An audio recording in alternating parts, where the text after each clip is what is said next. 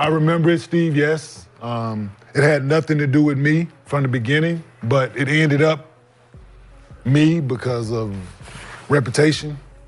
What you do? What I happened? didn't do Jason Collins. This video is covered under fair use. Commentary, criticism, and reactions all fall under that. What's up, everyone? Back at it with another one. Today, we're diving into a wild story involving former NBA players Tim Thomas and Kenyon Martin, as Thomas responds to Martin bringing up an old situation between them. So let's check out this clip. I remember it, Steve, yes. It had nothing to do with me from the beginning, but it ended up me because of reputation. What you do? What I happened? didn't do Jason Collins fouled that on that dude, man. What? Wait. That Nigga got mad at me. I didn't do Because he thought about it, he went back. right? You know, Jason Collins fouled dude. Right, you can go look it up. We're not finna give this no energy on this show, man. I ain't talked about this yet. We're not finna. No, you good, Steve. Oh, y'all don't get along? Like I said, Jason Collins fouled dude and hurt him. Foul dude, yeah, man. That's why I'm like, Ain't got no name. No, Up in the back. that's why I'm like, Hector. He'd be like, so I was busting their ass, right? And they asked dude a question. He made a statement about what he was gonna do when he come back. And they baited him. Was like, well, you know they got Kenyon over there. And he Said some like, you know. yeah, and it just went from there, man. I had nothing. I said only thing I was doing was putting foot to ass out there on that basketball floor. That's all I was doing. So Jason Collins fouled dude. He commits to call me Fugazi, right? So Because Jason he- Collins- Tell a story. So the media said, when you come back, what you gonna do? He said, well, I'm gonna hit somebody. Well, you know they got Kenyon over there.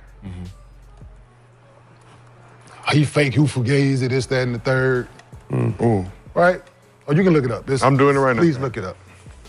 So I go to shoot around or practice the next day. Media come and ask me about it, what he said. Before I go out and talk to the media, our PR people pulled me to the side.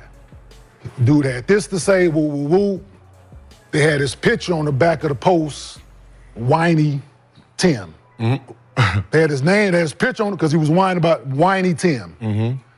I taped the picture to my practice jersey and go talk to the media.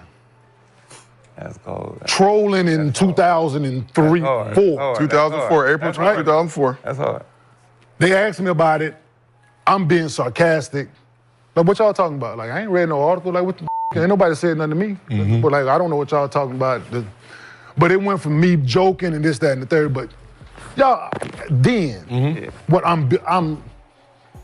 So I told him straight up, lock me and him in a room together and see who'll come out. My teammates ain't never questioned me. My teammates ain't never questioned my heart. My teammates ain't never questioned how hard I play. Can't say the same. That's a real bully. No, I'm just speaking facts. I didn't start. Listen, once you start with me, dude, That's what I'm saying. I'm going all in. It went further and further and further and further and further. Y'all been around this basketball world, this, that, and the third, right? If somebody allegedly had did something to me, or did something to me, which y'all have heard about it. Yes, you did, right? Yeah. Either good or bad. Like he did it and didn't do nothing, or he did it and either way. So then he told somebody that he slapped me with some money. So y'all seen each other out? A few times. But I put myself in the situation, happened, then nothing happened. We moved on, was around it. Just time as it elapsed. Oh yeah, you got. And I did the Woj podcast. Woj was working in New York at the time, Steve. Right? I did the Woj podcast. This is Big 3 time, right after. Did the Woj podcast, Woj asked me about it. Because he was familiar with the situation. I explained the story, how it went, in exact sequence of events.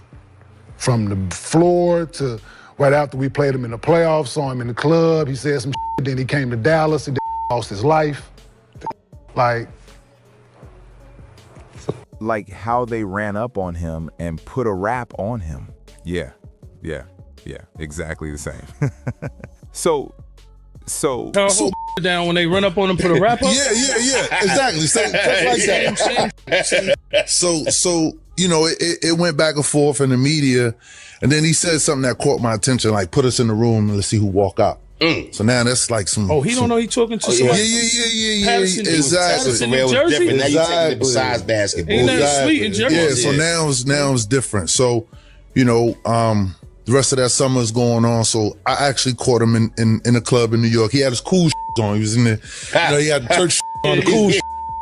So I caught him in there. He put his back up against the wall. So I'm like, we already know what that's about. Of course. You know what I'm saying? So you don't want no smoke, no nothing or whatever. So I just completely let it be. So, you know, in the summertime, we do a lot of charity events and different events. So I had to go to Dallas like a week later, where he lives. You know what I mean? So I've been flying private. We've been playing with those things. I mean, before they started. Tell him, Tim. You know, Before it was cool. Yeah, before big they flying started private. going and trying to figure out what you got in your bag. You know what I mean? So, right. So we get out there and, you know, I kind of embarrassed him in his own town. You know, so that's why he constantly keep, you know, talking and Talking saying, about you, got you. Okay, saying different okay. things. And then, you know, the rest of my career, every time I would get a chance, I would just, you know, poke at him. You know what I'm saying? Got you. It was an incident. Yeah, in he's mad humble. I knew you for years. Yeah. Come on, man. But once I flip, man, it's on. Jersey, You know what I'm once saying? that Patterson, all that humbleness once that stuff. Yeah. Patterson jersey. So to go back to what you're saying, like I completely left it alone. Like me and this dude, we're neighbors in California. Okay, look at that. Same dentist, same grocery store, same gas station, same mall. Our wives had kids around the same time, same doctor. Like this could have, you know what I'm saying? Like we could have been got it on. Yeah, you know what I'm Gotcha. saying? Getting petty. That's petty. Exactly. Yeah, So that's crazy. what he's mad about is one of his teammates, good brother from the city, Julius Hodge. Julius Hodge was in the weight room one time. I caught him right before the game. I was about to rough him up a little bit. Julius stopped the action, and being that Julius stopped the action, that's when we had to wear suits in the league. Yeah. So Kmart went and bought him 5 suits and a TV. You know what I'm saying, to try to keep everybody from knowing what's going on with the situation. But, you know, for me, it ain't about nothing. And, you know, for him, he understand and know exactly what it is. And, you know, if you got a problem, do something when you see me, sucker. That's crazy.